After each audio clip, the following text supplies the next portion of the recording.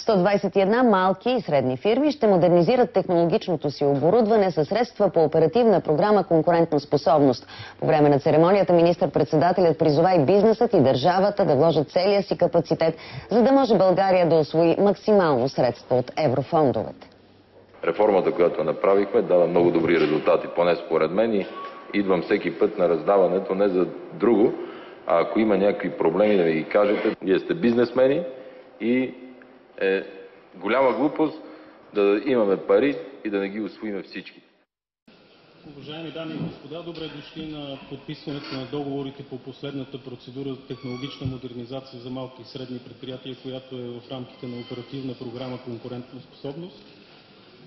Искам най-напред да благодаря на вас за това, че се отзовахте бързо на нашата покана, след което да благодаря на екипа по договаряне и на екипа, който организира мероприятието днес. Казвам се Кирил Герацлиев и съм директор на дирекция Европейски фондове за конкурентна способност в Министерството на икономиката, енергетиката и туризма. NDM Metalworks.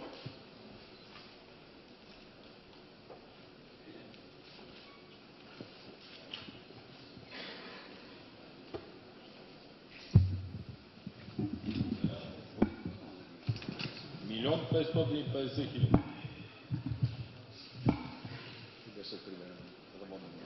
Колко работни места? Сега има 36. Може да имате сектор. Добре. SL Industries. Милион и половина. Къде? Следва Румяна Богданова ЕОД. Колко работни места? Браво. Едуардо Миролио.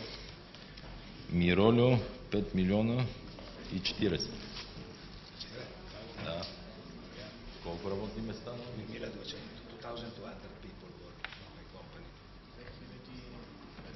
2500 работни места. 20 people, but we reduce the cost of energy that is difficult for the future. It is an engine that we increase 50%, and on all the factory.